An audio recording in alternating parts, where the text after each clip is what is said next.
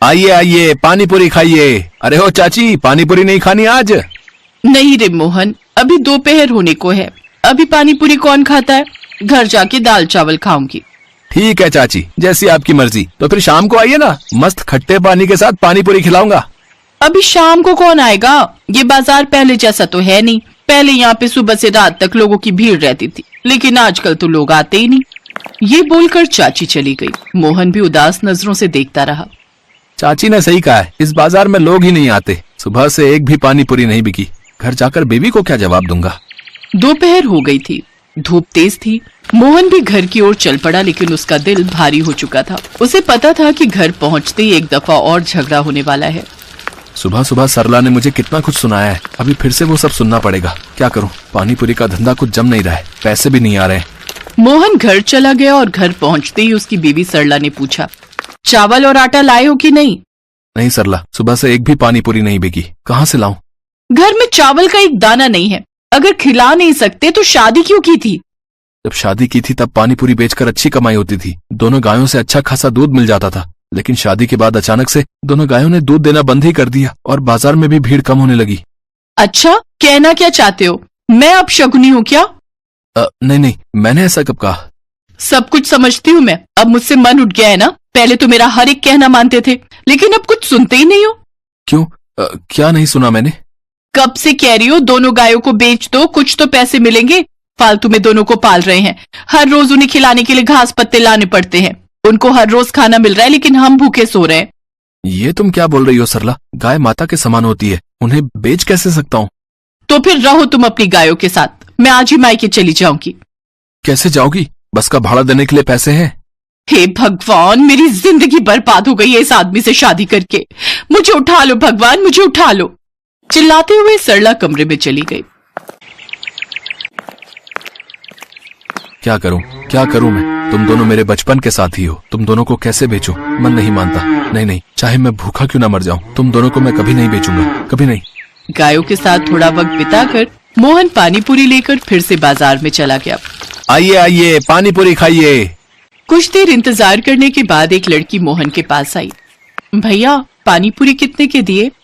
अरे आओ दीदी, वैसे तो 10 रुपए में 4 बेचता हूँ, लेकिन आपके लिए 10 रुपए में 5। ठीक है, दो भैया। मोहन ने एक पानी पूरी दिया, लेकिन उसे खाते ही उस लड़की का मुंह बन गया।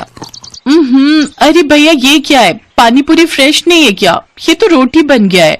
वो परसों की पानी पूरी है दीदी, 2 दिन से एक भी नहीं बिकी है ना। आप पैसे लेकर खराब पानी पूरी खिला रहे हो। मुझे नहीं खानी आपकी ये पानी पूरी। ये लीजिए 10 रुपए। चलो फिर भी 10 रुपए तो मिले, आज रात का खाना हो जाएगा। अरे अंदर से खाने की खुशबू आ रही है, वो भी मटन की। मोहन रसोई में गया और देखा सरला मटन और चावल बना रही है। ये क्या सरला, क्या बना रही हो? आओ जी, मैं मटन बना रही हूँ। खुशबू अच्छी निकली है ना? जल्दी से हाथ मुंह धो लो, खाना बन गया है, दोनों एक साथ खाएंगे। लेकिन मोहन को अभी भी कुछ समझ में नहीं आ रहा था। वो सब तो ठीक है सरला, लेकिन मटन के पैसे कहाँ से आए? कहीं से पैसे मिल गए हैं क्या तुम्हें? हाँ, कुछ ऐसा ही समझ लीजिए। बहुत सारे पैसे मिले, 2-3 महीने तो आराम से निकल जाएंगे। अरे वाह सरला, तुम इस घर की लक्ष्मी हो। बहुत भूख लगी है, खाना लगाओ।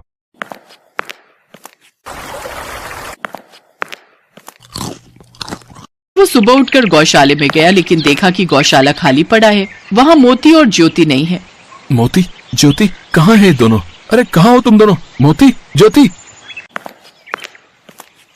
अरे शांत हो जाओ, फालतू में सुबह सुबह नींद खराब कर दिए। सरला, मेरी मोती और ज्योति कहाँ है? बेच दिया है मैंने। बेच दिया है मतलब? मतलब बेच दिया है, और क्या फायदा क्या है वैसी गायों का जो दूध न दे। ये तुमने अच्छा नहीं किया सरला। किसको बेचा है, बताओ मुझे। बिरजू व्यापारी को बेचा है। पैसे दो, अभी पैसे दो मुझे, उन दोनों को मैं छुड़ा कर लाऊंगा। पैसे? भूल जाओ पैसों को, वो मेरे पैसे हैं। छुड़ाना है तो खुद पैसे कमा कर लाओ।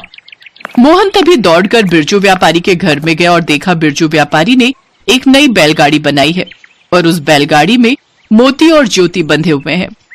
मेरे मोती और ज्योति को लौटा दो बिरजू भाई। हलवा है क्या है? पूरे 30,000 रुपए से खरीदा है दोनों को। लेना है तो 50,000 ला और बैलगाड़ी समेत खरीद कर ले जा। 50,000? लेकिन पैसे नहीं है मेरे पास। तो फिर घर जा, मुझे पैसे चाहिए। ठीक है, आप मेरे घर के कागज रख लीजिए, मैं धीरे धीरे 50,000 दे दूंगा। ठीक है, जा कागज लेके आ, 3 महीने का समय दे रहा हूँ, उसके बाद मैं तेरा घर ले लूंगा। मोहन ने अपने घर के कागज दे दिए और फिर वो बैलगाड़ी समेत मोती और ज्योति को घर ले आया। घर गिरवी रखने पर सरला गुस्सा हो गई और सारा पैसा लेकर मायके चली गई।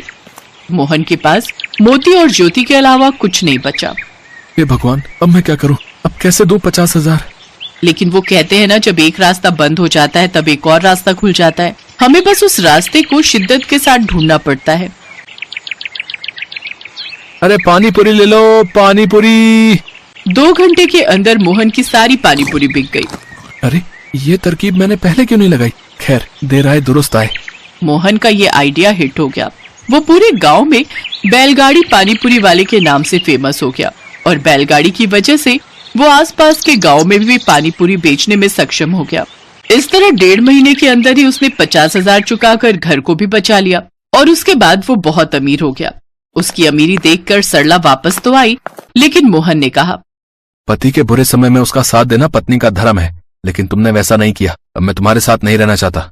और इसके बाद मोहन मोती और ज्योति के साथ ही खुशी खुशी रहने लगा।